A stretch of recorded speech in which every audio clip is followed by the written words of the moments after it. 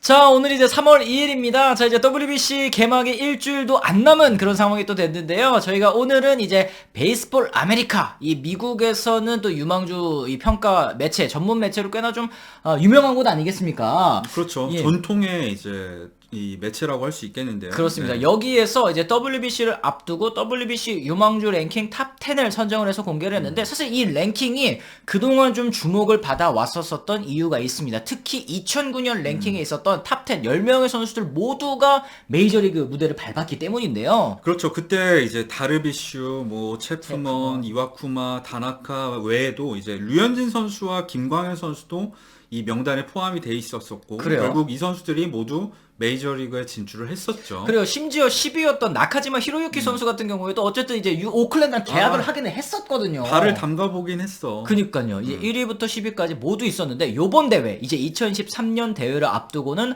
어떤 선수들이 과연 랭킹에 이름을 올렸는지, 그리고 특히 그 중에서도 3명의 한국 선수들이 이름을 올렸는데 요 선수들에 대한 평가 어떻게 나왔는지 저희가 또 하나씩 짚어드리도록 하겠습니다. 그렇습니다. 일단 이정우 선수부터 얘기를 해야 될 것 같은데요. 일본 대표팀에서 이제 유망주 랭킹의 상위권에는 사사키 로키가 1위, 야마모토 요시노부가 2위, 무네타카 무라카미가 3위를 차지했고요. 네. 그 바로 다음이 이정우인데 사실 이 앞선 일본인 세 선수들의 이 시즌 성적을 놓고 보면 수긍이 가는 면이 있어요. 그러니까 네. 물론 이제 이정우 선수도 KBO 리그에서 지난 시즌 MVP를 차지할 만큼 정말 화려한 성적을 찍어줬지만 뭐 야마모토라든지 무라카미 이런 선수들 뭐 56홈런 치고 MPB 리그에서 1점대 찍고 뭐 사사키 로키 퍼펙트 게임하고 뭐 이랬던 선수들이기 때문에 약간은 현재로서도 조금 이제 한 단계 레벨이 위다라고 이제 평가를 하는 것이 현재 매체의 시각인 것 같고, 이정우 선수도 4위를 차지했다는 거 일단 정말 대단한 것 같습니다. 그렇죠. 이정우 선수 같은 경우에는 만으로 24살 아니겠습니까? 그리고 항상 이제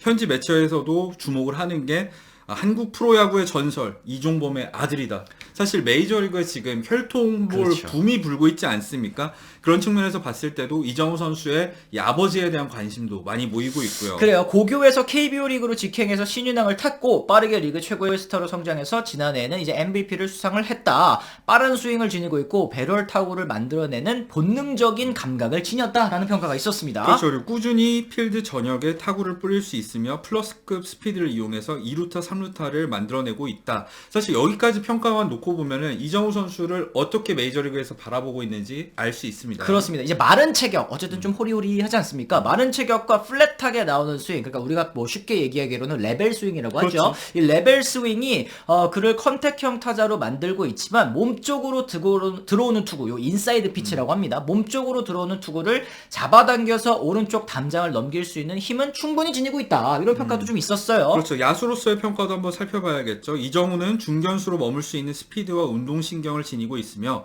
외야 세 자리가 모두 가능하다 이렇게 얘기를 했어요. 그래요. 근데 이제 아쉬운 부분도 역시 좀 있었는데, 이제 어깨, 그러니까 이 평균 근처의 어깨, 그러니까 평균 근처라는 게 뭐 45점 혹은 이제 50점 요 정도로 이제 평가를 할 수 그렇죠. 있을 것 같은데, 어깨가 이제 평균이기 때문에 우익수는 아무래도 좀 어깨가 강해야 되지 않겠습니까? 우익수 출전은 다소 제한될 수도 있다. 하지만 리그 평균적인 타격으로 상위 타순에 포진할 수 있고 에브리데이 중견수로 여겨진다라는 평가가 좀 있었습니다. 그렇죠. 그리고 다들 아시겠지만 이정우 선수는 이미 포스팅 신청을 한 상황이기 때문에 포스팅 신청 허락을 받은 상황이기 때문에 올 시즌을 끝으로 이제 프로야구 생활을 끝내고 메이저리그 진출할 수 있는 상황이죠. 맞습니다. 어쨌든 이걸로만 봤을 때는 뭐 이정우 선수 같은 경우에는 그동안의 평가와 또 크게 다른 점은 없어 보이기는 합니다만, 이 메이저리그에서도 상위 타순에서 이 평균 이상의 타율을 기록하면서 매일매일 중견수로 뛸 수 있는 선수라는 점, 요 점이 일단 좀 높게 평가받는 부분인 것 같네요. 그렇죠. 리그 평균 수준의 타격이라고 해서 낮게 평가하는 게 아닙니다. 메이저리그 스카우팅 리포트에서 말하는 평균이란 건 타율로 치면은 2할 8푼 이상, 홈런으로 치면 15개 이상을 칠 수 있다는 평가니까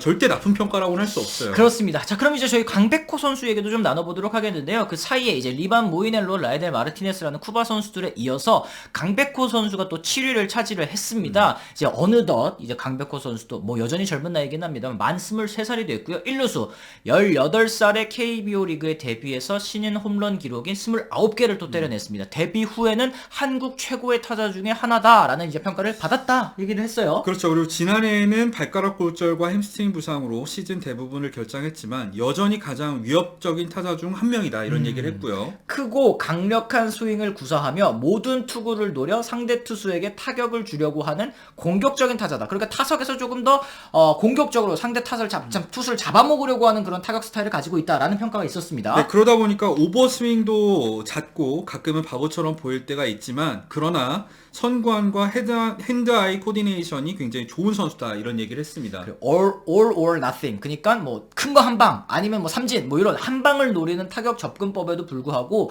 배트 스피드가 좋기 때문에 항상 또 결과를 내왔다라는 평가를 또 받고 있습니다. 그렇죠. 커리어 타율이 3할 1푼 7리 타자이고 부상으로 고통받은 2020 시즌 전까지 22 꾸준히 시즌, 네. 그렇죠. 2022 시즌 전까지 꾸준히 볼삼비가 개선이 되어 왔었다 이런 얘기를 했어요. 그리고 수비적으로는 조금 아쉬운 평가도 있었습니다. 두껍고 몸집도 커가지고 수비적으로는 이제 1루수로 제한될 수밖에 없다. 그러나 평균 이상의 힘은 높은 수준의 공, 그러니까 레벨이 좀 높은 뭐 메이저리그 투수들의 공, 뭐 이런 거에도 충분히 컨택할 수 있다라는 것을 증명한다면 이번 대회에선 흥미로운 선수로 주목받을 수 있다라고 또 평가를 받았습니다. 그렇죠. 그리고 김혜성 선수 얘기도 해봐야겠죠. 아리엘 로드리게스도 역시 쿠바 선수인데요. 그 다음에 9위로 김혜성 선수가 차지했습니다. 그리고 저희가 사실 지난해 시즌 막판에 이제 12월 말에 이제 최지만 선수와 또 함께 인터뷰를 나눠봤을 때 어느 선수, 어느 KBO 리그 선수가 메이저리그에 진출하면 통할 것 같으세요? 이게 질문을 했을 때 이제 투수 쪽에서는 정우영 선수, 그리고 타자 쪽에서는 반드시 나오는 이름이 또 김혜성 선수였거든요. 그렇죠. 김혜성 선수에 대해서 간단하게 짚어보면 만 24살에 이루수이고 아마추어 시절 고교 최고의 선수였다.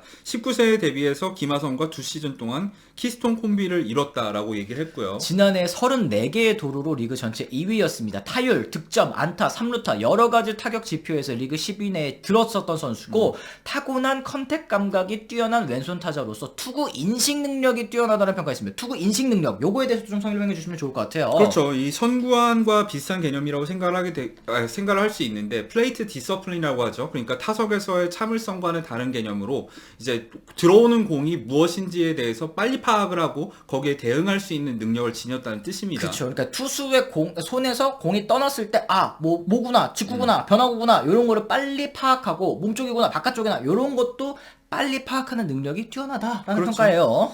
짧고 컴팩트한 스윙으로도 강속구 대처가 뛰어나고 일관되게 배럴 타구를 만들어낼 수 있는 타자다 이런 얘기도 했고요. 주로 2루타와 3루타 위주이고 홈런 파워는 크지 않지만 평균적인 홈런은 만들어낼 수 있을 정도로 강한 스윙을 때려내는 타자다. 그러니까 이 선수가 사실 이 웨이트 하는 그 무게라든지 아니면은 이제 타고난 힘, 아니면 뭐 팔뚝 보면 두꺼워요. 그런데 한 시즌에 2자릿수 홈런을 때려내지를 못했었던 걸 봤을 때 앞으로의 이 로우 파워가 게임 파워로 발전할 수 있는 이 여지가 얼마만큼 남았느냐가 메이저리그 진출 혹은 이제 또 유망주 평가 더 높아지는 데 있어서 결정적인 역할을 할 것 같습니다. 그렇죠. 그리고 이루수로서는 플러스급 수비를 지니고 있고 필요에 따라서 유격수로도 출전할 수 있다 이런 얘기를 했어요. 메이저리그에 오면 평균적인 타율을 기록하면서 내야에서 수비적인 가치를 제공하는 왼손 유틸리티 선수가 될 수 있다라는 이제 평가였는데 그렇죠. 김하성 선수 같은 경우에는 그러니까 사실 타자로서 완전히 엘리트급이라는 평가는 아닙니다만 이런 선수 그러니까 발도 빠르고